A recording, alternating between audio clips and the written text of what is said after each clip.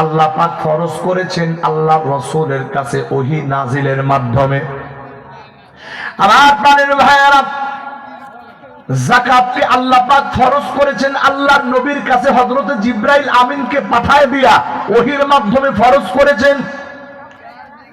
আর আপনি নামাজের ইতিহাস খুঁজে দেখেন, এই নামাজকে কিন্তু আল্লাহ পাক রব্বুল আলামিন ওহীর মাধ্যমে ফরজ করে নাই, বরঞ্চ আল্লাহ পাক রব্বুল আলামিন এই নামাজকে ফরজ করেছেন আমার নবী যখন এই যে মাত্র পার হয়ে গেল রজব মাস, আল্লাহ রাসূলের নবুয়তির 11তম বছরে আল্লাহ পাক রব্বুল আলামিন তার হাবিব মুহাম্মাদুর রাসূলুল্লাহ সাল্লাল্লাহু আলাইহি ওয়াসাল্লামকে মিরাজের জন্য ডাক দিয়েছেন। আল্লাহু আকবার বলেন।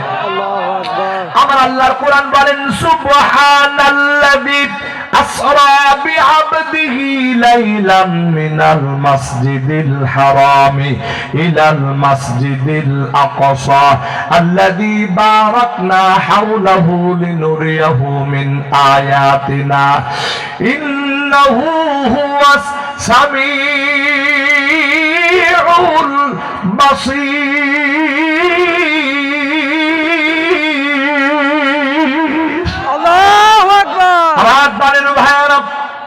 পবিত্র ওই সত্তা যিনি তার বান্দাকে রাতের বেলায় মসজিদুল হারাম থেকে নিয়ে মসজিদুল আকসা পর্যন্ত ভ্রমণ করাইলেন। ওরে বন্ধু, মসজিদুল আকসা থেকে নিয়ে 7 আসমান ভ্রমণ করাইলেন, সেখান থেকে জান্নাত ভ্রমণ করাইলেন। ওরে বন্ধু, সেখান থেকে সিদরাতুল মুনতাহা পর্যন্ত গেলেন। সিদরাতুল মুনতাহার পর আল্লাহ পাক রব্বুল আলামিন তার হাবিবকে একেবারে আরশে আজিম পর্যন্ত ডেকে নিয়ে আল্লাহ কাছাকাছি করেছেন। একটু আওয়াজ দিয়ে জোরে জোরে বলেন সুবহানাল্লাহ, সুবহানাল্লাহ। আমার প্রাণের ভাইয়েরা, আমার বন্ধুরা, আল্লাহ পাক রব্বুল আলামিন তার হাবিবকে আরশে আজিমে ডেকে নিলেন। একেবারে মুখোমুখি অবস্থা, বন্ধু বন্ধুর একেবারে কাছাকাছি পৌঁছে গেলেন। আল্লাহু আকবার বলেন। আল্লাহু আকবার। আর সেই জায়গার ভিতরে এত সুন্দর সুন্দর কথা সেখানে এসেছে। আত্তাহিয়াতু লিল্লাহি ওয়াস সালাওয়াতু ওয়াত তাইয়্যিবাতু আসসালামু আলাইকা আইয়ুহান নাবিয়্যু ওয়া রাহমাতুল্লাহি ওয়া বারাকাতুহু। আমার প্রাণের ভাইয়েরা, আল্লাহ পাক রব্বুল আলামিন তার হাবিব তার বন্ধুকে ডাক দিয়া বললেন, বন্ধু তো বন্ধুর বাড়িতে আসলো, কি নিয়ে আসলো? বন্ধু বললেন, আল্লাহ আমার অর্থনৈতিক যত ইবাদত, দৈহিক যত ইবাদত, আল্লাহ সমস্ত ইবাদত গুলি আপনার দরবারে হাদিয়া নিয়ে আসছি। আল্লাহু আকবার বলেন। আল্লাহু আকবার। আসসালামু আলাইকা আইয়ুহান নাবিয়্যু।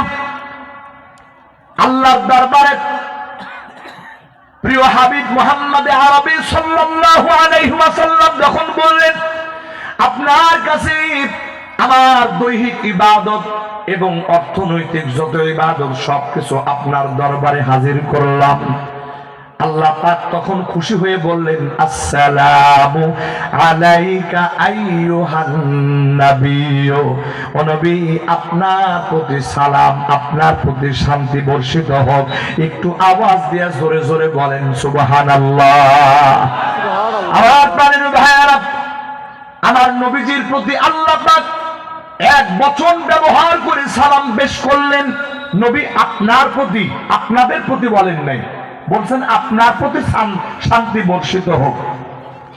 আমার নবী সাল্লাল্লাহু আলাইহি ওয়াসাল্লাম যখন আল্লাহর পক্ষ থেকে সালাম গ্রহণ করলেন, তখন কিন্তু তিনি নিজের একার জন্য সালাম গ্রহণ করেন নাই, বরং তিনি তার এই যে উম্মত, এই উম্মত, যে উম্মত এই দুনিয়ার ভিতরে ইতিম উম্মত, এই উম্মতের পক্ষ থেকেও আমার নবীজি সাল্লাল্লাহু আলাইহি ওয়াসাল্লাম সালাম গ্রহণ করলেন। আসসালামু আলাইনা ওয়া আলা ইবাদিল্লাহিস সালিহিন। আল্লাহু আকবার বলেন। আল্লাহু আকবার। আয় আল্লাহ, আপনি আমাকে যে সালাম দান করলেন রব্বে কারীম, এই সালাম আমাদের উপরে, আমি এবং আমার সাহাবীদের উপরে, শুধু তাই নয়, এই দুনিয়াতে যত আপনার নেক বান্দারা আছে, আয় আল্লাহ, সকলের উপরে আপনার পক্ষ থেকে শান্তি বর্ষিত হোক।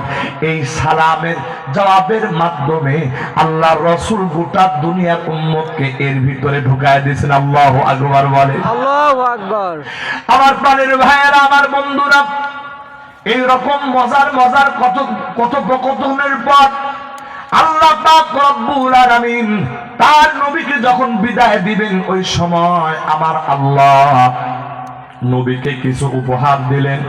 ওরে বন্ধু, এই উপহারের ভিতরে আল্লাহ পাক রব্বুল আলামিন 50 ওয়াক্ত নামাজ দিয়েছেন। আমার প্রাণের ভাইয়েরা, আমার বন্ধুরা, উম্মতের দুর্বলতার কারণে উম্মত দুর্বল, এই কথা বলে বলে 5 ওয়াক্ত নামাজ মোট 9 বার কমানো হলো। 9 বারে 5 ওয়াক্ত করে নামাজ কমানোর পর নামাজের সংখ্যা দাঁড়ালো মাত্র 5 ওয়াক্ত। আর 45 ওয়াক্ত আল্লাহ মাফ করে দিলেন। আর নবীকে ডাক দিয়া বললেন, পয়গম্বর, আপনার উম্মতের জন্য আমি 50 ওয়াক্ত নির্ধারণ করেছিলাম, কিন্তু আপনি নিলেন 5 ওয়াক্ত। কিন্তু আমি আল্লাহ যেহেতু 50 ওয়াক্তের কথা বললাম, ও পয়গম্বর, এই 5 ওয়াক্ত আপনি নিয়ে আপনার উম্মতকে উপহার দেন। আর ডাক দিয়ে বলেন, উম্মতেরা, যদি এই দুনিয়াতে 5 ওয়াক্ত নামাজ যথা সময়ে ওয়াক্ত মতো সময় মতো দৈনন্দিন 5 ওয়াক্ত নামাজ আদায় করো, আল্লাহ পাক রব্বুল আলামিন তোমার আমল নামায় 50 ওয়াক্ত নামাজের সওয়াব লিখে দিবেন। সুবহানাল্লাহ। আমার প্রাণের ভাইয়েরা, এই কথাটা কেন আপনাদের সামনে উল্লেখ করলাম? ও আল্লাহর বান্দা, আমি এটা বোঝানোর জন্য এই দুনিয়াতে নামাজ ব্যতীত আল্লাহ পাক রব্বুল আলামিন যতগুলো বিধান দান করেছেন, এই সমস্ত বিধানগুলো আল্লাহ পাক হযরত জিবরাইল আমিনের মাধ্যমে, ওহীর মাধ্যমে আল্লাহ পাক নবীকে জানায় দিয়েছেন। কথা বলেন ঠিক কিনা? ঠিক। আমার বাড়ির ভাইয়েরা, কিন্তু নামাজ আমার আল্লাহর কাছে এত পছন্দনীয় ইবাদত, এই নামাজ আমার আল্লাহ জিবরাইল আমিনের মাধ্যমে ওহী দিয়া আমার আল্লাহ নবীর উপরে নাজিল করলেন না, বরং আমার আল্লাহ নবীজিকে সরাসরি আরশে আজিম পর্যন্ত ডেকে নিয়ে আমার আল্লাহ নবীজির হাতের ভিতরে সরাসরি এই 5 ওয়াক্ত নামাজ দান করেছেন। ওরে বন্ধু, এটার দ্বারা বোঝা যায় এই নামাজ আমার আল্লাহর কাছে কত দামি আর কত প্রিয়। কথা বলেন ঠিক কিনা? আমার প্রাণের ভাইয়েরা, এই জন্য তো আল্লাহর রাসূল বলেন, as-salatu মিরাজুল মুমিনিন।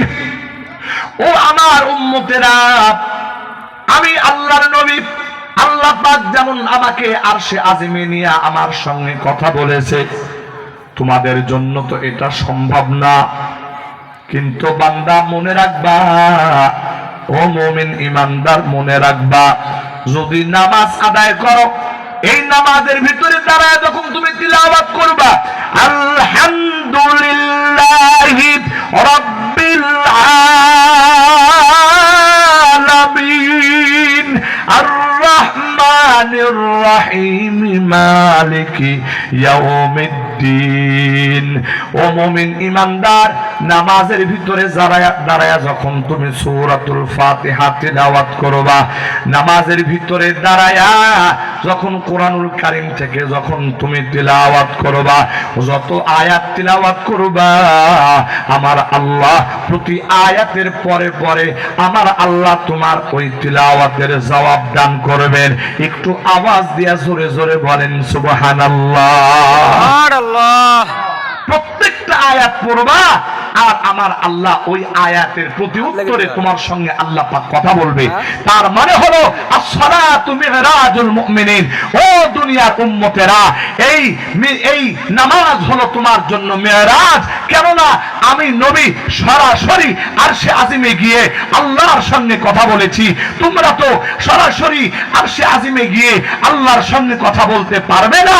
অতএব নামাজে দাঁড়ায়া যাও, নামাজে দাঁড়ায়া তুমি সূরাতুল ফাতিহা তিলাওয়াত করবা, তুমি কোরআনের আয়াতগুলো তিলাওয়াত করবা, আর প্রতিটা আয়াতের শেষে শেষে আমার আল্লাহ তোমার কথার জবাব আল্লাহ পাক দিতে থাকবেন। একটু আওয়াজ দিয়ে বলেন আল্লাহু আকবার। আল্লাহু আকবার।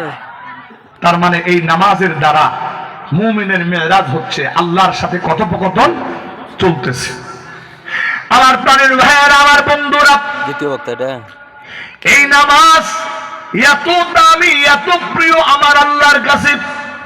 এই জন্য আমার আল্লাহ পবিত্র কোরআনে হাকিমের মধ্যে বলেন ওয়াসজুদু ওয়াকতারিব, সিজদা করো আর বান্দা আল্লাহর নৈকট্য অর্জন করো। জোরে বলেন সুবহানাল্লাহ।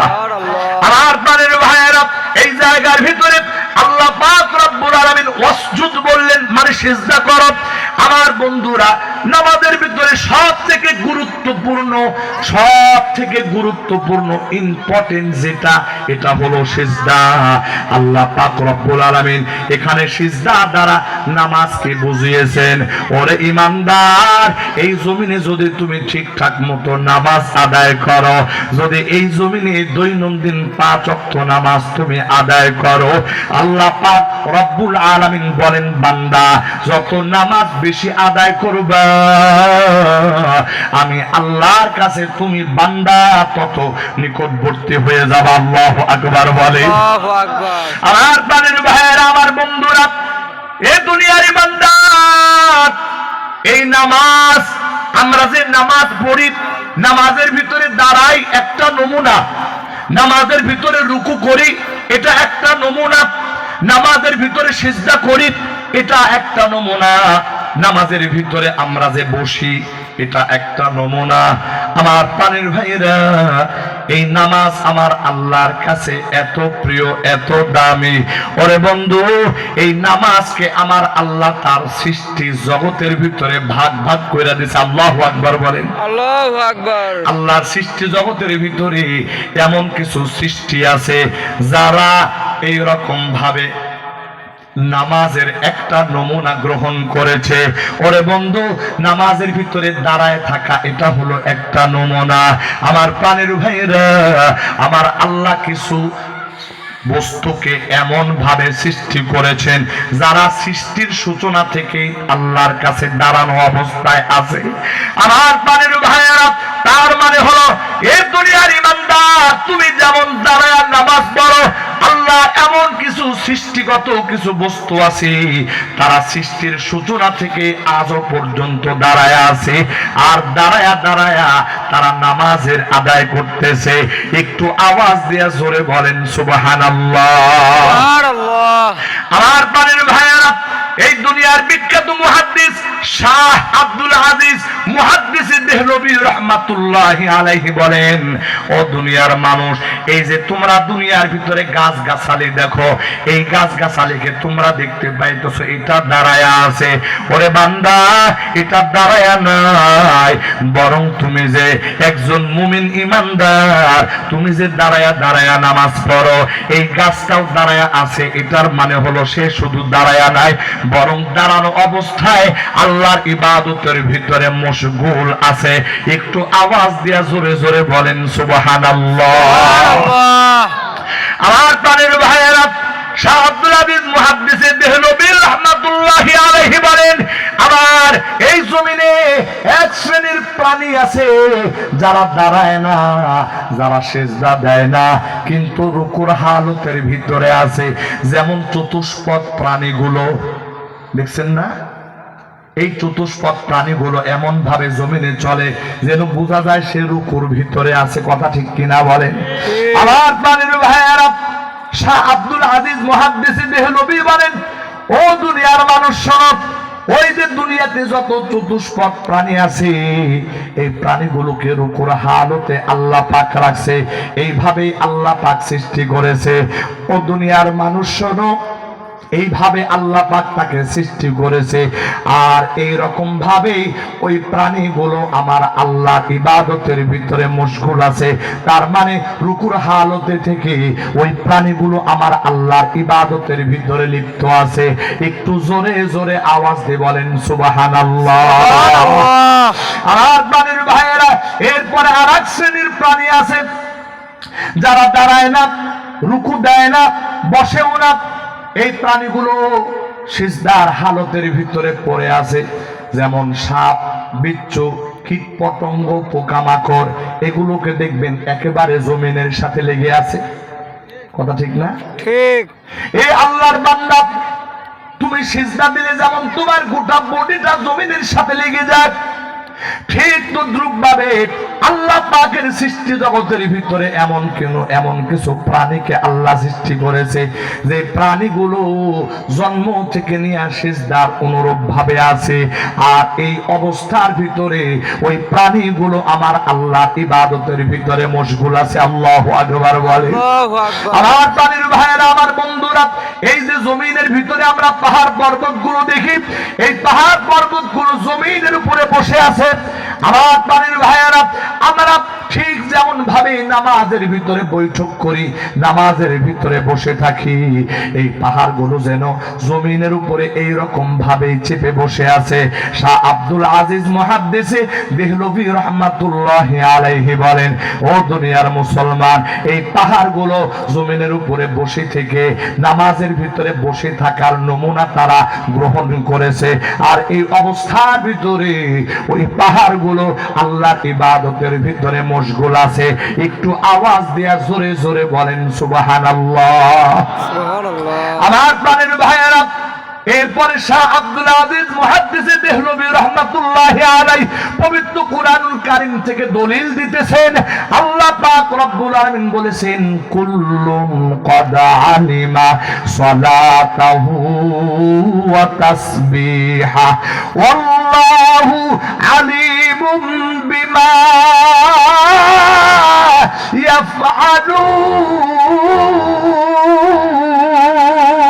আল্লাহু আকবার। আর প্রাণের ভাইয়েরা, আল্লাহ পাক বলেন, কুল্লুম ক্বাদ আলিমা সালাতাহু ওয়া তাসবিহা। আল্লাহ পাক বলেন, এই দুনিয়াতে সৃষ্টি যত প্রাণী, যত বস্তু আছে, এই সমস্ত সৃষ্টি, এই সমস্ত প্রাণী, এই সমস্ত বস্তুগুলো তারা তাদের নামাজ আর তারা তাদের তাসবিহ সম্পর্কে আল্লাহর কাছ থেকে জেনে নিয়েছে। কুল্লুন ক্বাদ আলিমা, উলামায়ে কেরাম যারা আছেন ওনারা বুঝবেন যে সমস্ত সৃষ্টিগুলো আল্লাহর কাছ থেকে